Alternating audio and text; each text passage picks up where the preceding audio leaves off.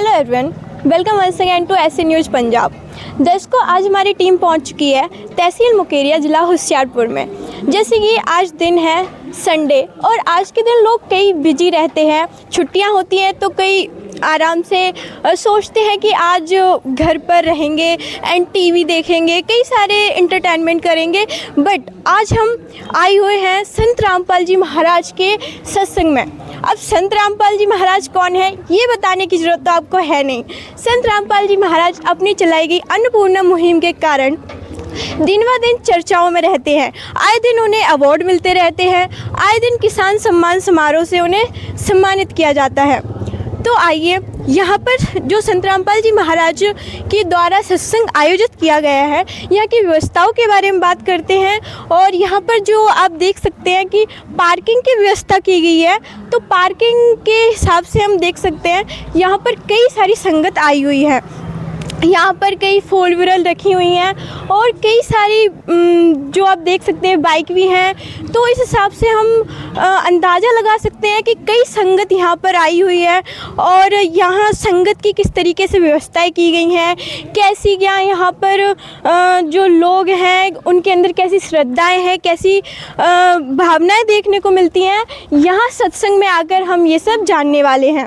दोस्तों, जैसे कि आप देख सकते हैं यहाँ पर बारिश का भी मौसम हो रहा है और उसके बावजूद भी यहाँ पर जो चप्पल जूता की व्यवस्था है वो भी काफ़ी अच्छे तरीके से यहाँ पे सेवादार लगे हुए हैं और लगातार करते हैं।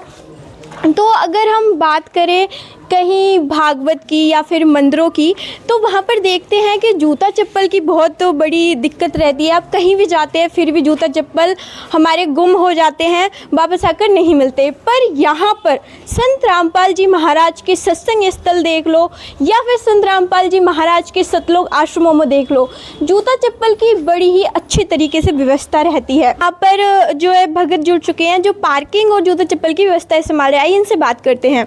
नमस्कार सर। सर जी, क्या नाम है जी आपका? मेरा नाम गौरव है। सर आप क्या करते हो? मैं स्टडी कर रहा हूँ। सर आप स्टडी कर रहे हो, स्टडी करने के बावजूद भी आप यहाँ पर जूता चप्पल जो उठा रहे हो, रख रहे हो, आपको मतलब ऐसा नहीं लगता कि आपको ये काम नहीं करना चाहिए? नहीं, ऐसा बिल्कुल नहीं लगता मैम। क्यों सर?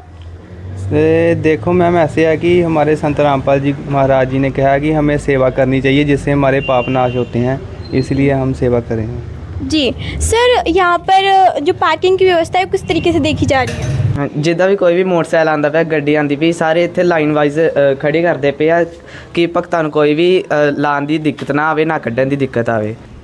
जी धन्यवाद सर। थैंक।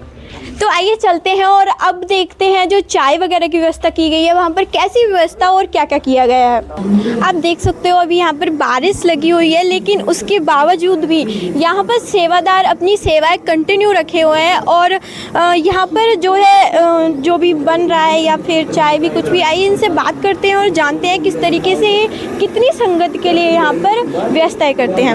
नमस्कार सर। सर, यहाँ पर जो हम देख रहे हैं कि चाय काफ़ी लगता है बहुत ज़्यादा लोगों के लिए बन रही है, तो क्या आप हमें बताएंगे कितनी संगत के लिए यहाँ से चाय बन रही है? यहाँ मैम लगभग 500-600 के करीब संगत होगी अभी, तो उनके लिए चाय बन रही है।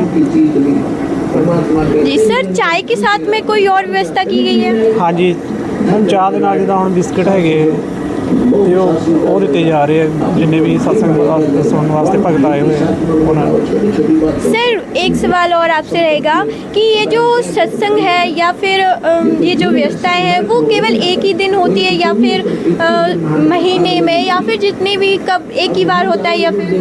मैम इदा ਹੁਣ जिस तरह डिस्ट्रिक्ट जिन्ना एरिया हैगा ਉਹਦੇ ਅਕੋਰਡਿੰਗ जिस तरह मतलब ਤਹਿਸੀਲਾਂ ਹੈਗੀਆਂ, ਤਹਿਸੀਲਾਂ ਦੇ ਵਿੱਚ ਤਹਿਸੀਲ ਵਾਈਜ਼ ਹੀ ਕਹਿ ਸਕਦੇ ਆਪਾਂ। ਤੇ ਜਿਸ ਤਰ੍ਹਾਂ ਆਪਣਾ ਇੱਥੇ ਹੁਣ ਮਕੇਰੀਆਂ ਵਿੱਚ ਹੈਗਾ, ਤੇ ਮਕੇਰੀਆਂ ਵਿੱਚ ਜਿੰਨੀ ਕਿ ਆਸ-ਪਾਸ ਦੀ ਸੰਗਤ ਹੈਗੀ ਹੈ ਤੇ ਉਹਨਾਂ ਨੂੰ ਫਿਰ ਮੈਸੇਜ ਵਗੈਰਾ ਆ ਜਾਂਦੇ ਆ ਤੇ ਉਹ ਫਿਰ ਇੱਥੇ ਸਤਸੰਗ ਵਾਸਤੇ ਮਹੀਨੇ ਵਿੱਚ ਇੱਕ ਵਾਰ ਸਤਸੰਗ ਹੋ ਜਾਂਦਾ ਹੈ ਤੇ ਉਹ ਫਿਰ ਇੱਥੇ ਆ ਕੇ ਇਕੱਠੇ ਹੋ ਜਾਂਦੇ। ਹਾਂਜੀ, ਤੇ ਇੱਥੇ ਸਤਸੰਗ ਸੁਣਿਆ ਜਾਂਦਾ।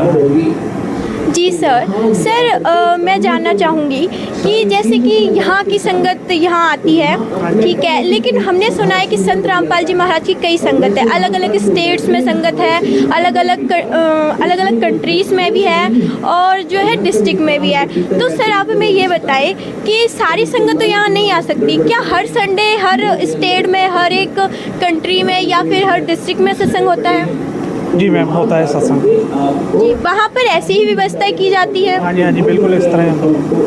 सर किसी डिस्ट्रिक्ट में या कहीं पर भी कोई किसी भी तरीके का भेदभाव या फिर ले लो कास्ट को लेकर या फिर धर्म को लेकर किसी भी तरीके का कोई? नहीं मैम, साडा ਜਿਹੜਾ गुरु संत रामपाल जी महाराज का एक नारा है कि जीव हमारी जाति है, मानव धर्म हमारा, हिंदू मुस्लिम सिख सही धर्म नहीं कोई न्यारा।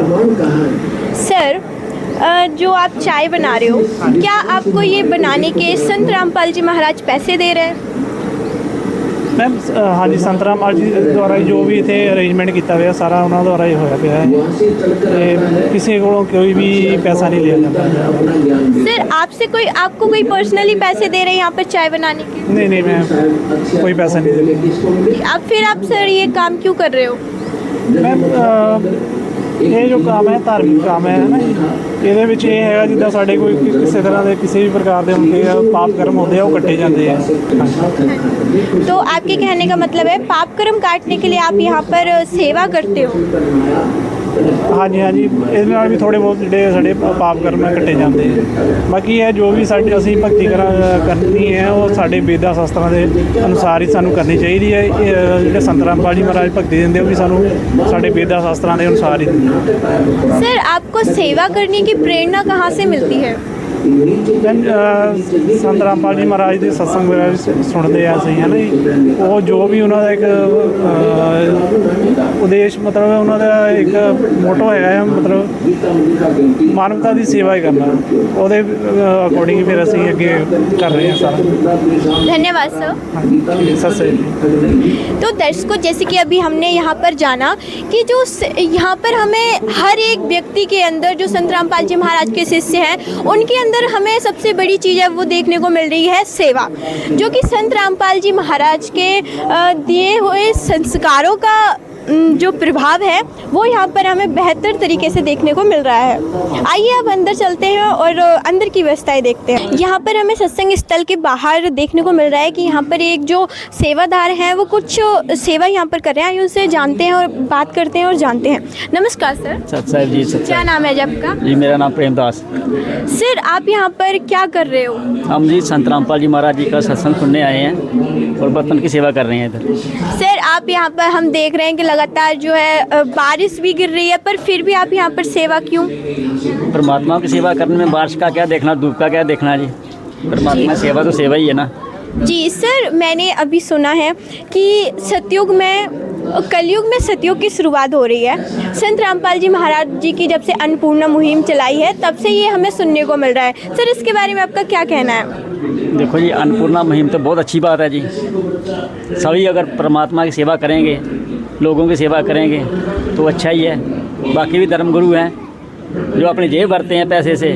हमारे गुरु जी जो लोगों के घर बना रहे हैं अन्नपूर्णा मुहिम के तहत, और गरीबों को स्कूल दे रहे हैं, पढ़ाई के लिए पैसा देते हैं और मकान बना के दे रहे हैं, और इससे अच्छा क्या होगा जी।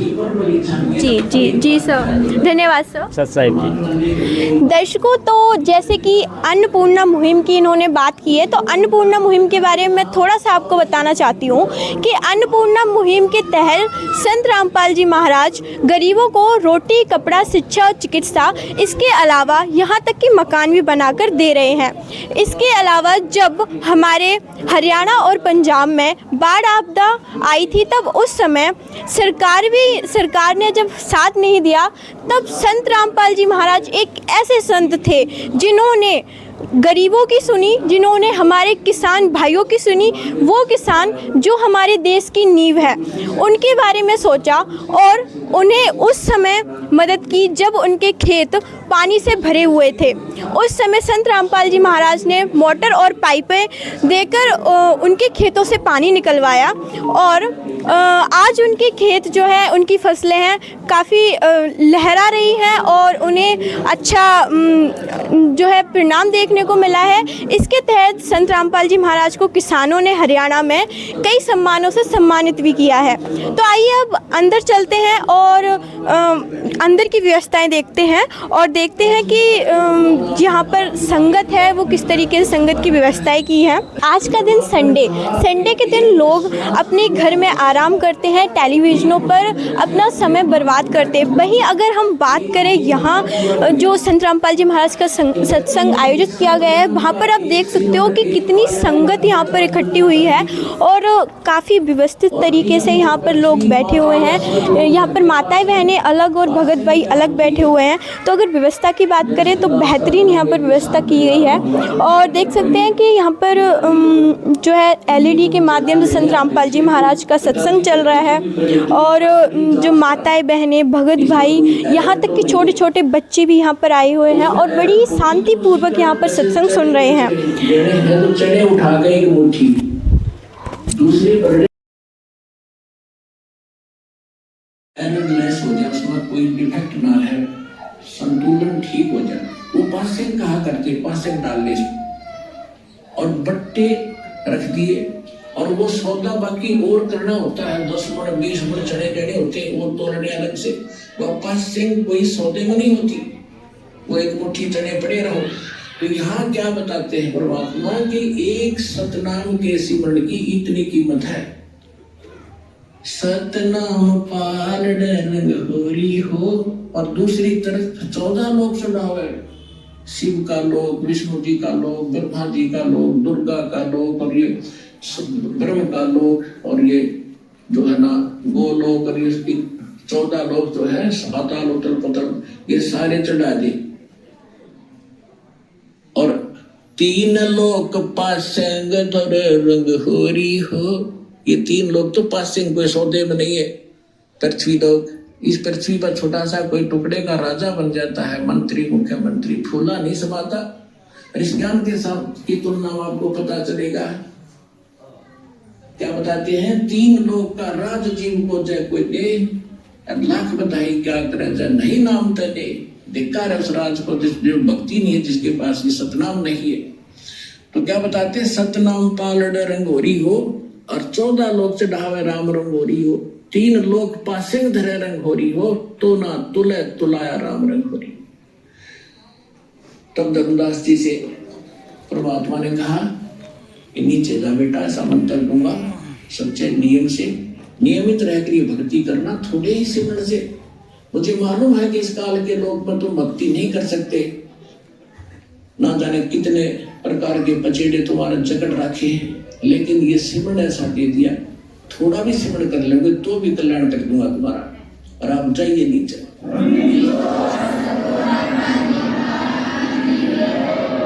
अब जो ही धर्मदास जी नीचे आए, सामने बैठे वही भगवान पाए, शरण पकड़कर अकुलाए, हे भगवान आप अब वहां अपनी आपकी ऐसी शोभा थी शरीर की, वो यहाँ क्यों गुप्त कर रखी है।